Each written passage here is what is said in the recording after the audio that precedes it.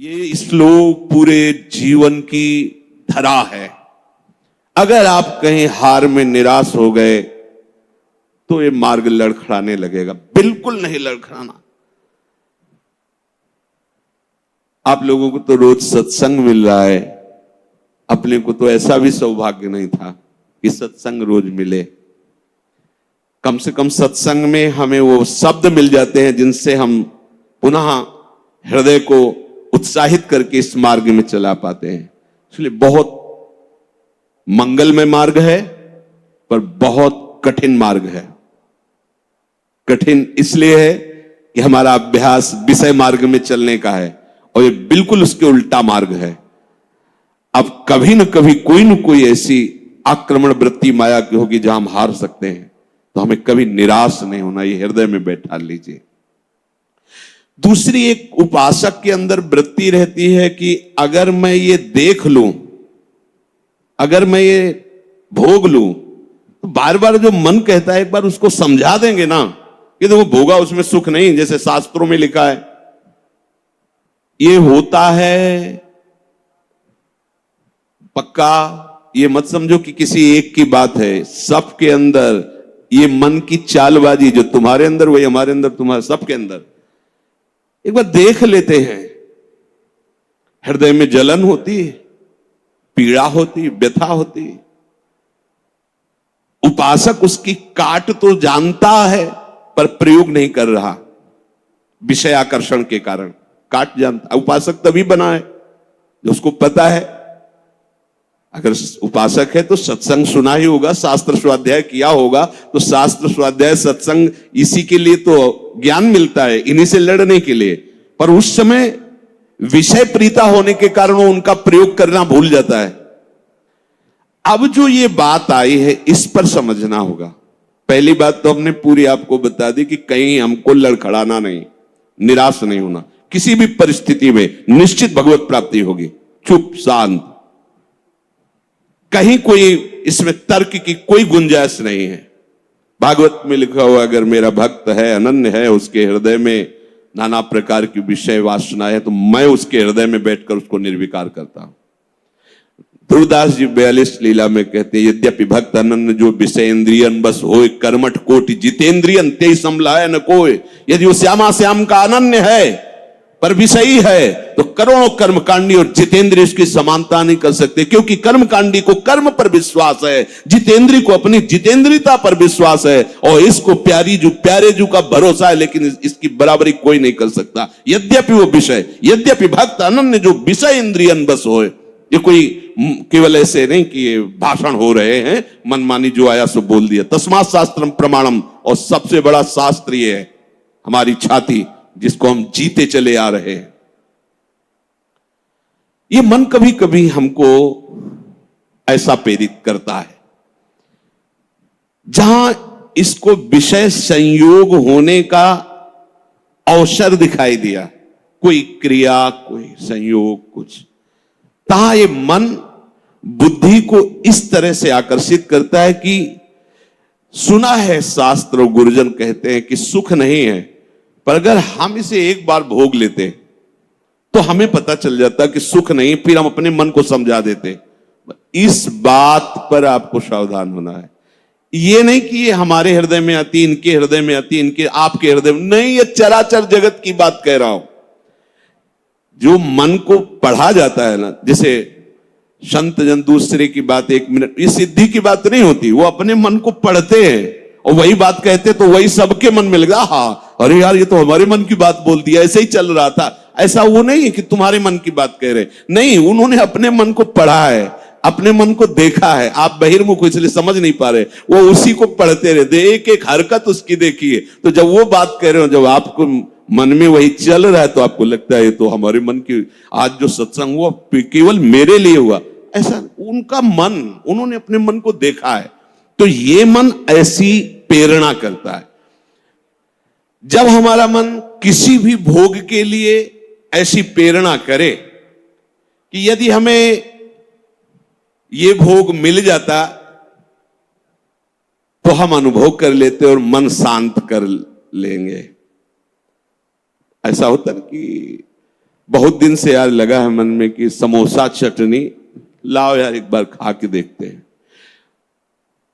ये चीज देख लेते, चलाओ टीवी चलाओ, मोबाइल में सर्च करो, ये छू लेते हैं, ये भोग लेते हैं। यही हमारे फंसाने की चाल है। अच्छे से देखना, हम गिरते कहां हैं? जहां हम मन को सपोर्ट करते हैं। मन हमें कैसे दस्तखत करने के लिए राजी करता है? कुछ नहीं बिगड़ेगा, बस देखना है क्या होता है। सूंघने से, खाने से, देखने से, छूने से, शब्द स्पर्श रूप रस गंध, इन 5 भोगों को ही भोगने के लिए हमें विवश करता है। मन ऐसा प्रेरित करता है, ऐसा बोले अब शांत हो गया, भजन करते हैं। कई मिनट माला चलेगा, लेकिन अगला प्रोग्राम वो तय कर चुका है। सामने आपके जहां पेश किया, कांप जाओगे आपकी, ये क्या हो रहा है? हमने तो सोचा था केवल एक बार देख लेंगे, अब क्या हो रहा है? वो ऐसे दलदल में फंसा देता है कि अगर हरि का आश्रय नहीं है तो कभी नहीं निकल सकता, कभी नहीं निकल सकता।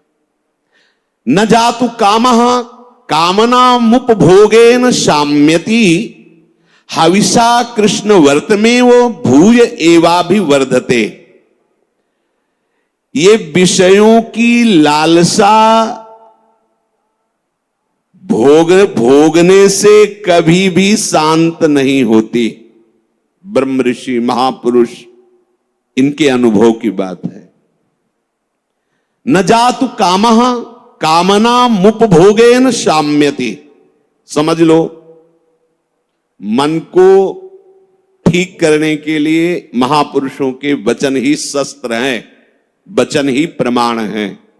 जब हमारा मन ये लालसा पैदा करता है, तभी हम उसमें तदात्म हो जाते हैं, क्योंकि हम सुख के लोभी हैं। वो हमें सुख दिखाता है, बस ऐसे, बस उसी समय विषयों की लालसा हमारे सामने प्रकट की गई, मन ने प्रस्तुत किया। ऐसा समझ लो कि जीव एक राजा है और बुद्धि उसकी रानी है और मन उसका मंत्री है। और इस मंत्री ने चतुरता पूर्वक पूरे राजमहल को अपने अंडर में कर रखा है।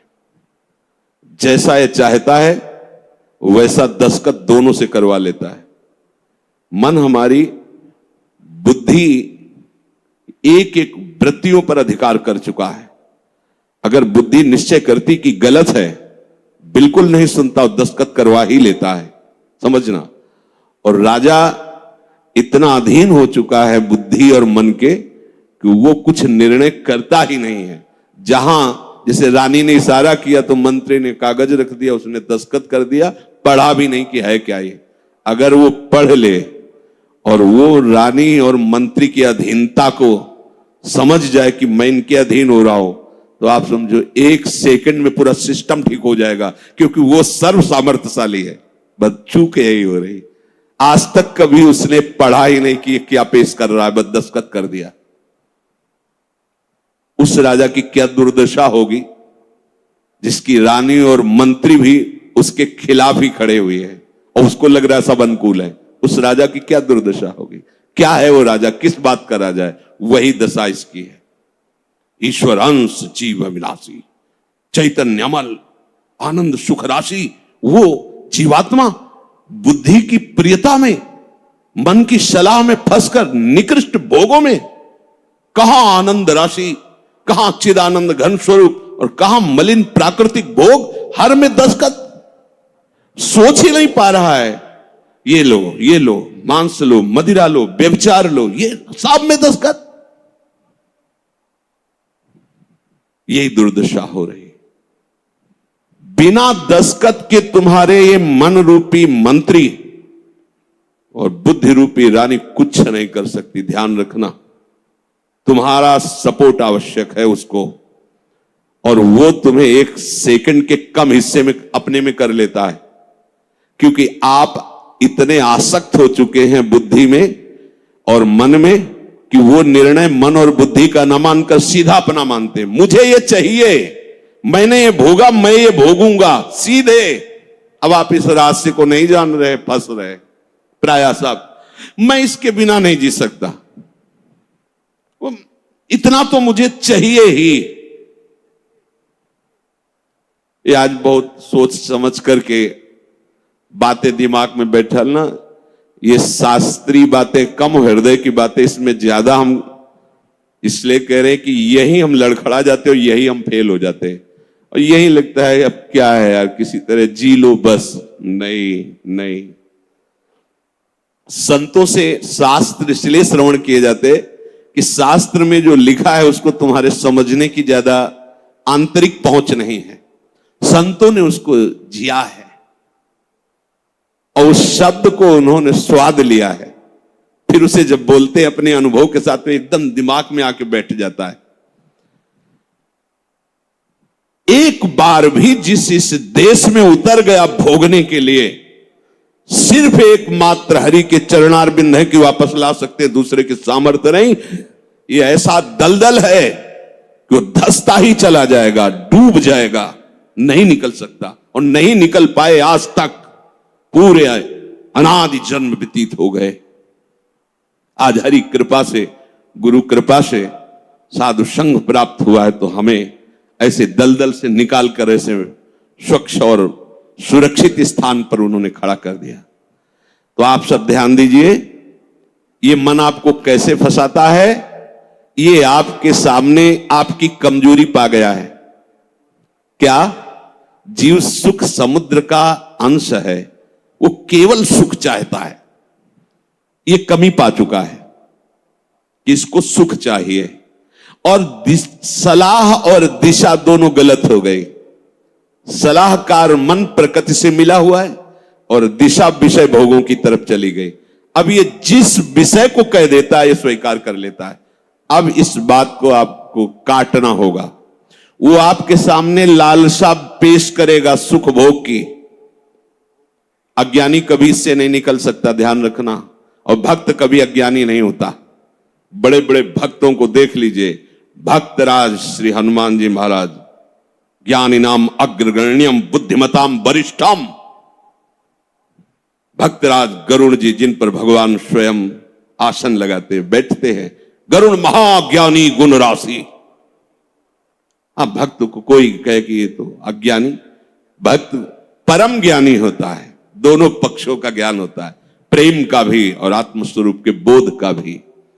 ज्ञानी एक पक्ष केवल आत्मस्वरूप का बोध और मुक्त हो गया, और भक्त मुक्त होते हुए भी मुक्ति को न स्वीकार करके आगे बढ़कर भगवत प्रेम राज्य में प्रवेश पाता है। न जातु कामः कामानामुपभोगेन साम्यति। ये बात बैठा लिए भाई। ये जो मन आपको पेश कर रहा है कि ये क्रिया हो जाती, ये भोग मिल जाता तो मुझे शांति मिल जाती और फिर मैं आराम से बैठ के भजन करता, सावधान रहना। ये दुश्मन आपको प्रलोभन में फंसा कर ऐसे दलदल में ले जा रहा है जहां केवल हरि बचा सकते, दूसरा नहीं। केवल हरि, केवल हरि, दूसरा नहीं। विश्वास करना, दूसरा कोई नहीं बचा सकता इस दलदल से, क्योंकि आप बचना ही नहीं चाहेंगे।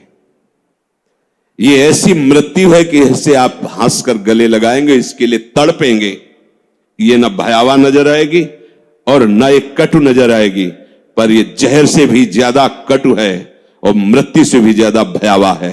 ये भगवती माया का जो आकर्षण है, उस समय अगर कोई बचा सकता है तो केवल हरि, दूसरा नहीं। हविषा कृष्ण वर्तमेव भूय एवाभिवर्धते।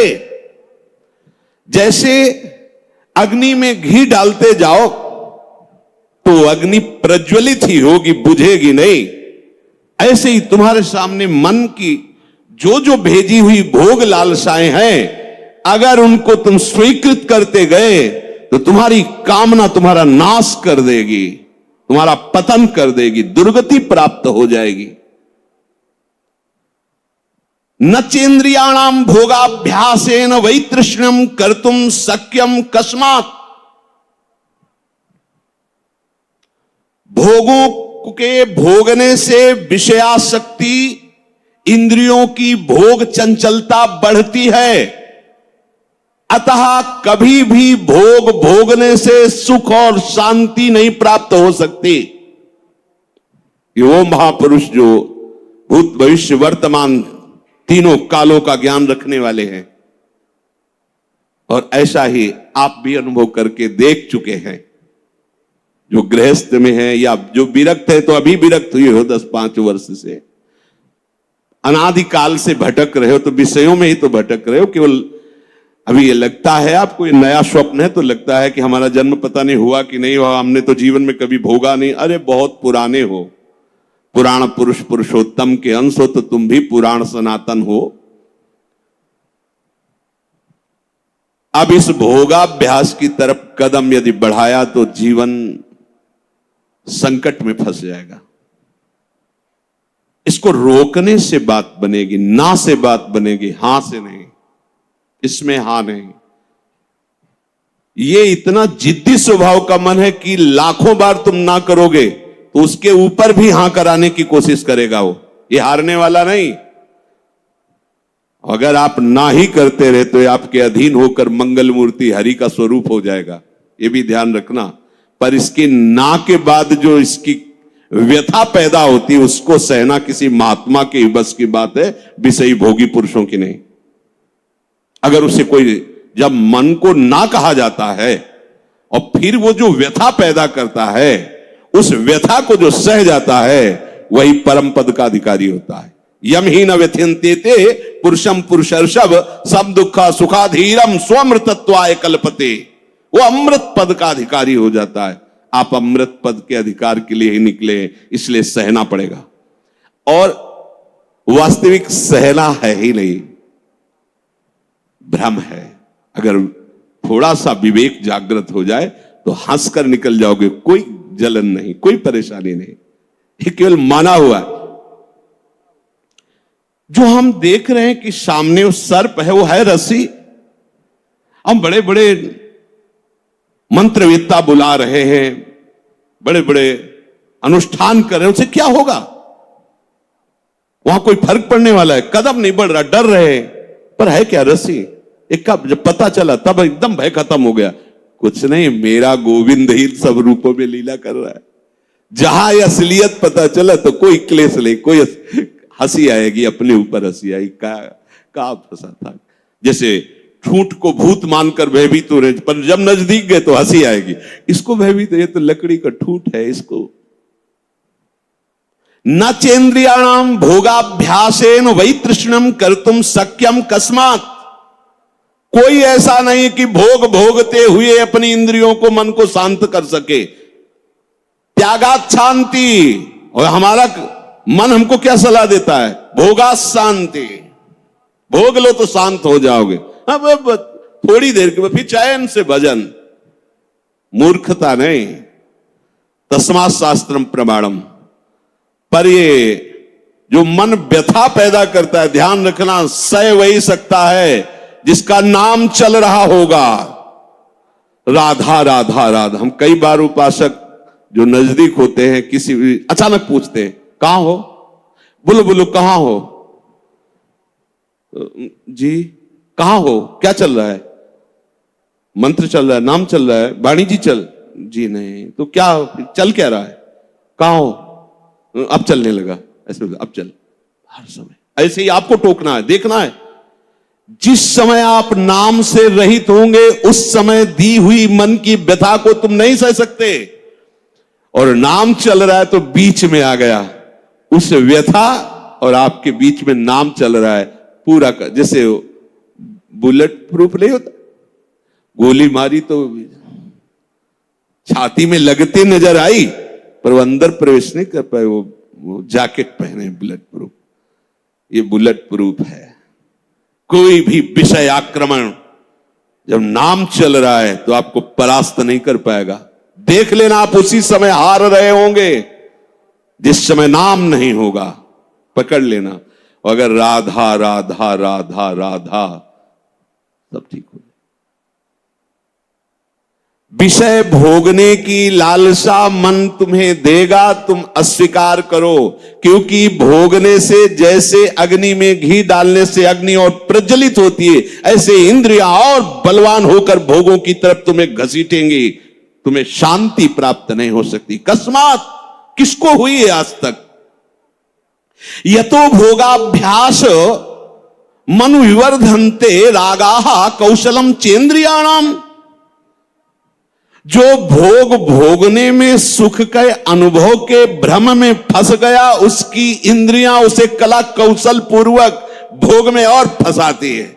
ऐसे से करो, ऐसे करो, इसको उसको ऐसा वैसा नष्ट कर देती है। माला लिए बैठा है और सोच कितना गंदा, ध्यान में बैठा है, चल कहां रहा है, पूजा कर रहा है, कर क्या रहा है अंदर से? क्या हुआ?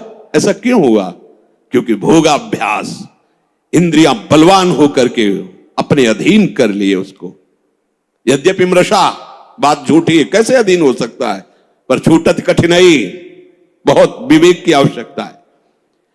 अब और सुख प्राप्ति की इच्छा बढ़ती चली जा रही, तो व्यभिचार शुरू हो गया, पापाचार शुरू हो गया, भूल गया मर्यादा, पशुता आ गई, राक्षसी प्रवृत्ति आ गई, और सोच रहा था कि शांति मिल जाएगी ऐसा करने, और ऐसा शांत फिर हो जाता है कि उसे एक ही बात समझ में आती है कि अब शरीर ही छोड़ दे तो अच्छा है। ऐसी स्थिति आ जाती है, घृणा हो जाती है उसको अपने जीवन से, जीना उसके लिए नरक लगने लगता है कि ऐसा जीवन, क्या जीवन। पर अब विवेक काम नहीं करता, क्योंकि इंद्रियों ने अधीन कर लिया है। बिखर पर्यो मन समटत नाही, इंद्र ने लीनो जीत, इंद्रियों ने जीत लिया। तस्माद अनुपाय सुखस्य भोगाभ्यास, बस वो इसी सुख का चिंतन करता रहता है। भोगाभ्यास कैसे? पूरा जीवन इसी में, भोग सामग्री एकत्रित करना, उसको भोगना, अधिक से अधिक भोग सामग्री एकत्रित करना, उसको भोगना, बस इतना ही जीवन। देख लो जो सत्संग विहीन है, भगवत विमुख, देख लो इतना ही जीवन है। भोगाभ्यास, भोग सामग्री संग्रह, बस उसको भोगना, यही जीवन। ये तो पशु भी कर रहे हैं। खान पान निद्रा भय हार मैथुन। बोले जो, बहुत ध्यान से सुना, अभी शांत बैठा था और मन ने भोग लालसा उसके सामने रखी, वो तदात्म हो गया और भोग करके अब सुख शांति प्राप्त करने की इच्छा में सम्मिलित हो गया। बोले उसकी ऐसी दुर्दशा हो गई, सा खलवयम वृश्चिक विषभीत इवासी विशेषण दष्टो या सुखार्थी विषयानुवासितो महत दुख पंके निमग्नो इति। बिच्छू के डंक के जहर से बचने के लिए उसने अपने हाथ को सुरक्षित समझा सांप के बिल में डालना। अब उसकी क्या दुर्दशा होगी? भाव इसका, थोड़ी सी जलन दे रहा था जब हम कह रहे थे ना, हम उस बिच्छू के डंक जैसी बात को नहीं सह पाए, और जब विषय भोगा तो कैसा, जैसे सांप के बिल में उसके मुंह में हाथ लगा देना। अब वो जो सांप काटा, अब बहुत 45 मिनट जियोगे। अगर इंजेक्शन सही नहीं मिला मरी जाओगे, क्योंकि वो कोबरा का जहर पूरे शरीर में फैल जाएगा। और एक कोबरा नहीं, हमारे अनंत कोबरा डसते रहते दुर्वासना के। समझिए, पहले शांत था, भोग लालसा प्रकट हुई, जलन हुई। जब आपने उसे ना कहा तो वो जलन जो हुई, अगर उसको नहीं सह पाए और भोगाभ्यास में उतर गए, तो ऐसा समझ लो कि बिच्छू के डंक के भय से बचने के लिए सांप के बिल में हाथ डाल दिया।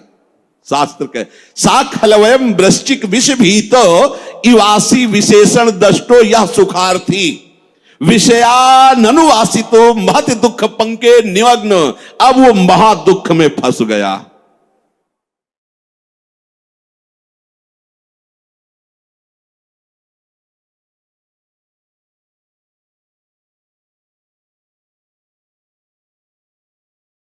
इसलिए मन के द्वारा जो दी हुई भोग लालसा है, आपके बिना ये कुछ कर नहीं सकता। आपको दस्तखत नहीं करना है, बस इतनी बात है। दस्तखत का तात्पर्य स्वीकृति। हाँ ठीक है, बस इतना कहने की देर है, आगे तुम रो चिल्लाओ, तुम्हारी कोई बात नहीं सुनेगा मन, पर पहले वो हां करवाएगा। इसकी चाल है, बिना तुम्हारी हां के कुछ नहीं कर सकता है।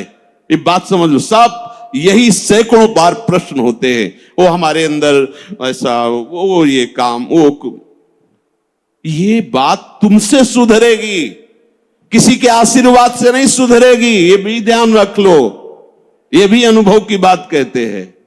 कहीं भाग के किसी के भी पास चले जाओ, किसी का ऐसा नहीं होगा कि हाथ रख दे तुम निष्काम हो गए।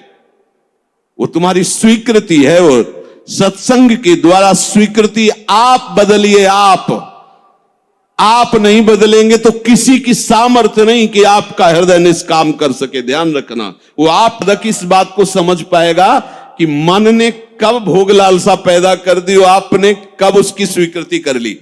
ये दोनों बातें, वो इतना चतुर है मन कि आपको 1 सेकंड के कम हिस्से में स्वीकृति लेके क्रिया में उतार देगा। क्रिया का मतलब बाहरी नहीं, अंदर पूरा मनोराज्य शुरू कर देगा और आप फंसे हुए उसी में डोलते रहेंगे। चतुर उपासक हो।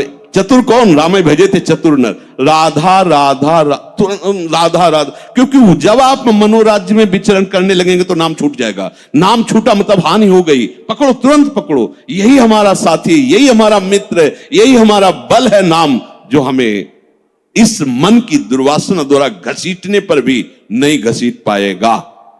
श्री हरिवंश नाम बल रहो, अपने बिल्कुल अच्छे से समझ लीजिए, दूसरा कोई साथी नहीं। आप हमारे पास 24 घंटे रहिए, स्वीकृति न कीजिए तो कुछ नहीं है, स्वीकृति कर लीजिए तो हजारों कोस दूर ये शब्द सुनकर आपको हर समय से गोद में रखेगा। ये गुरु वचन ही सदगुरु हैं, उनको आप देखिए तो आपके पास रहेंगे। ये ऐसा दुख में दलदल में भी फंस जाता है, इतना कमजोर हो जाता है कि देखो, सुनकर आपको पहाड़ जैसी बात लगेगी, कैसे निकल पाऊंगा, हमसे नहीं हो पाएगा। और ये बोल कौन रहा है? ये भी तो देख, तू नहीं बोल रहा, बोल वही रहा है जो तुझे फंसाया और तू स्वीकृति कर रहा कि मैं बोल रहा हूं। भोग उसने भोगा, स्वीकृति तूने की, दुर्गति तेरी होगी। समझ पहले, ये ऐसा जाल है, इसे बिना सत्संग के आप समझ नहीं सकते। साफ का साफ धरा धरा। भगवान कह रहे मना कष्टान इंद्रियाणि प्रकृति स्थानी कर सती, तू मेरा अंश, ममई अंशो, तू मेरा है, और ये प्रकृति का अंश प्रकृति में जा रहा है। तू समझ, तो तेरे ही दस्तखत से, तेरी ही स्वीकृति से तेरी दुर्गति हो रही। स्वीकृति बदल। अब अगर हम हमसे ऐसी कोई चूक हो गई है तो हमें चिंता नहीं करनी, अब लो नशानी, अब ना। अगर ऐसी चूक हो जाए, कभी असावधानी हो सकती, तो हमें निराश नहीं होना। सुख दुखे समय कृत्वा लाभा लाभ हो जाए, ये आप बैठा लीजिए, नहीं तो ये आपको परमार्थ से अलग कर देगी, चाहे आप 20 वर्ष चलें। बहुत बड़ा युद्ध है, वो डट के खाना पानी बांध के युद्ध में आया है। ऐसा वो योद्धा नहीं है कि पानी पीने के लिए छोड़ के चला जाएगा। जब तक वो तुम्हें परास्त नहीं कर देगा तब तक वो हटने वाला वीर नहीं है। काम क्रोध लोभ मोह मद मत्सर, और आप महावीर हैं क्योंकि हरि की शरण में हैं। अगर आप नाम नहीं छोड़ेंगे, देखो 2 ही बातें कही गई, साधन को हरि भजन है, कै सत्संग सहाय। 2 बात पकड़ लो, सत्संग मिल गया मतलब परम पद में आरूढ़ होने की पूरी सामग्री मिल गई। अब आपको नाम नहीं छोड़ना है। जहां नाम छोड़े तो आप समझ लो, हानि हरिवंश के नाम अंतर कहे हनुमंत विपत्ति प्रभु सोई जव तो सुमिरन भजन। अगर नाम चल रहा है और ये जाल बुनकर फंसा भी लिया है तो कुछ भी हमारे संस्कारों को नहीं बिगाड़ पाएगा। ध्यान रखना, नया संस्कार ये पैदा नहीं कर पाएगा, हमारे अंदर निराशा पैदा नहीं कर पाएगा, ये भोगाभ्यास दृढ़ नहीं कर पाएगा, ये हार जाएगा। नाम हर समय हमारे हृदय में चलता रहे, ये बात पकड़ लीजिए। आज के सत्संग का सार, हम प्रभु की शरण में हैं। भले हमारे द्वारा कुछ भी कैसे भी जिसको हम नहीं संभाल पा रहे, फिर भी हमें निराश नहीं होना, हमें अपने प्रभु की प्राप्ति के लिए कदम बढ़ाना ही है। और हमारा विवेक साथ दे तो हमें मन और इंद्रियों के भोगाकर्षण में दस्तखत नहीं करने, स्वीकृति नहीं करनी। हमारा मन हमको जब जलाएगा तो हमें उसे सहना होगा। हमें उसको शांत करने के लिए कोई विषय सेवन, विषय क्रिया, विषय संग नहीं करना है। बस आप निहाल हो जाओगे।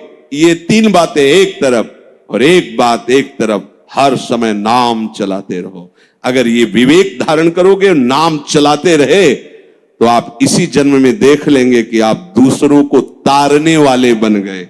सतरति सतरति सा लोकांग तारयति यल्लब्ध्वा पुमान सिद्धो भवति अमृतो भवति तृप्तो भवति।